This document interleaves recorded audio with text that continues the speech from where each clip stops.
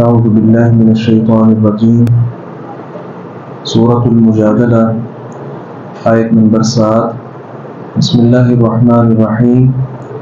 الم تر ان اللہ یعلم ما فی السماوات وما فی الارض، کیا آپ نے نہیں دیکھا کہ اللہ تعالیٰ جانتا ہے جو کچھ آسمانوں میں ہے اور جو کچھ زمین میں ہے۔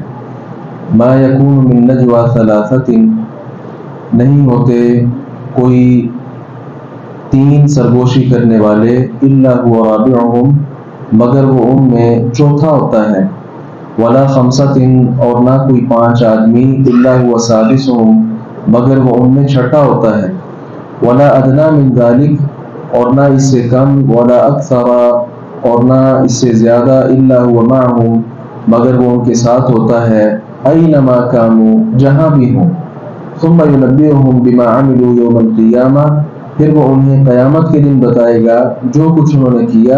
ان اللہ بکل شیء علیم، یقیناً اللہ تعالی ہر چیز کو خوب جاننے والا ہے۔ اس سے قبل جو ہم نے آیت مبارکہ پڑھی تھی، اس میں ایک سوال کا جواب تھا کہ جو لوگ کہتے ہیں کہ اللہ تبارک و تعالی ہزاروں لاکھوں سال بعد بندوں کو زندہ کر کے تو انہوں نے جو کچھ کیا ہوگا وہ کیسے بتائے گا۔ تو ہم نے پڑھا تھا کہ اللہ رب العزت نے فرمایا کہ احصاہ اللہ ونسوہ، اللہ نے یہ ساری چیزیں شمار کر کے رکھی ہیں لیکن بندوں نے بھلا دی۔ تو اللہ رب العزت نے اگلی آیت مبارکہ میں فرمایا کہ تمہارے اعمال تو رہے ایک طرف، یہ جو چھوٹا سا عمل دو تین لوگ آپس میں سرگوشی کرتے ہیں، یہ چھوٹا سا عمل، یہ سرگوشی بھی ہم سے مخفی نہیں ہے۔ دو آدمی یا تین کی مجلس ہے، پانچ کی مجلس ہے، اس میں سے دو افراد الگ سے ایک دوسرے کے کان میں کوئی بات کریں، اس کو سرگوشی کہتے ہیں۔ تو اللہ رب العزت سے تو یہ سرگوشی بھی مخفی نہیں ہے۔ اللہ تعالیٰ آسمانوں میں کیا ہو رہا ہے، زمین میں کیا ہو رہا ہے، کوئی چیز بھی اللہ رب العزت سے پوشیدہ نہیں ہے۔ تین سرگوشی کرنے والے ہوں یا پانچ ہوں، اللہ تبارک و تعالیٰ ان کے ساتھ ہے۔ بعض لوگوں نے یہاں سے سمجھا کہ سرگوشی جو ہے وہ صرف طاق عدد جو ہے اس کے لیے یہ ہونا چاہیے۔ سرگوشی چونکہ اس میں ایک طرح کا مشورہ بھی شامل ہوتا ہے، تو وہ کہتے ہیں کہ طاق عدد ہونا چاہیے، اس سے کم نہیں ہو سکتے، جبکہ ایسا نہیں ہے۔ یہاں ولا ادنی من ذلک ولا اکثر کا لفظ موجود ہے۔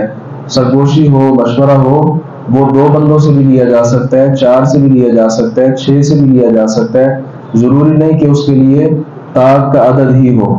ایک بات یہاں بڑی اہم ہے، اور وہ کیا ہے کہ اللہ تبارک و تعالیٰ تمہارے ساتھ ہے۔ اللہ تعالیٰ کے ساتھ ہونے کا کیا مطلب ہے؟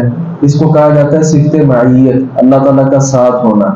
تو سلف صالحین نے اس کی دو صورتیں بیان کی ہیں، ایک ہے معیت خاصہ، یعنی اللہ تعالیٰ کا خاص کچھ لوگوں کے ساتھ ہونا، اور ایک ہے معیت عامہ، اللہ تعالیٰ کا عام سب کے ساتھ ہونا۔ ویسے تو کافر، مشرک، مومن، منافق، اللہ سب کے ساتھ ہے، کیونکہ سب کی باتوں کو، سب کے کاموں کو اللہ تبارک و تعالیٰ جانتا ہے۔ لیکن جو اہل ایمان ہوتے ہیں، اللہ تعالیٰ خاص ان کے ساتھ ہوتا ہے، مطلب ان کی بہت زیادہ مدد بھی فرماتا ہے۔ اس کی مثالیں بہت سی ہیں، ایک مثال ذکر کرتا ہوں۔ پیغمبر علیہ الصلوۃ والسلام اور آپ کے ساتھ ابوبکر صدیق رضی اللہ عنہ جب روانہ ہوئے تھے، مشرکین ان کا پیچھا کر رہے تھے، ابوبکر نے کیا کہا تھا؟ اے اللہ کے نبی، اگر یہ اپنے قدموں کی طرف دیکھ لیں تو یہ ہمیں دیکھ لیں گے۔ آپ نے فرمایا تھا پریشان نہ ہو، اللہ ہمارے ساتھ ہے، لا تحزن ان اللہ معنا۔ اب یہاں اللہ رب العزت کافروں کے ساتھ بھی ہے اور نبی علیہ السلام اور ابوبکر کے ساتھ بھی ہے، لیکن فرق ہے معیت میں۔ اللہ تعالیٰ کافروں کے ساتھ ضرور ہے، ان کی حرکتوں کو دیکھتا ہے، نوٹ کرتا ہے، وہ ساری باتیں ایک طرف، لیکن مدد جو ہے اللہ تعالیٰ نے کافروں کی نہیں کی، بلکہ وہ اتنا پاس آ کر بھی ان کو نہیں پکڑ سکے۔ تو اللہ رب العزت نے جو خاص مدد تھی، وہ مدد کس کے لیے نازل کی؟ پیغمبر علیہ السلام اور ابوبکر صدیق رضی اللہ عنہ کے لیے۔ بہرحال اللہ تعالیٰ کے ساتھ ہونے کا یہ مطلب نہیں کہ اللہ تعالیٰ عرش پر بھی نہیں ہے، اللہ تعالیٰ عرش پر ہے اور اللہ تعالیٰ ہمارے ساتھ بھی ہے۔ قرآن میں اللہ نے کہا میں عرش پر ہوں، ہم نے مان لیا۔ اللہ نے قرآن میں یہ کہا کہ میں تم سب کے ساتھ ہوں، ہم نے یہ بھی مان لیا۔ اب یہ کہنا کہ اللہ تعالیٰ ذات کے اعتبار سے عرش پہ ہے، صفات کے اعتبار سے ہمارے ساتھ ہے، اگرچہ اکثر علماء یہ بات بھی فرماتے ہیں، لیکن اس کی ضرورت بھی نہیں ہے۔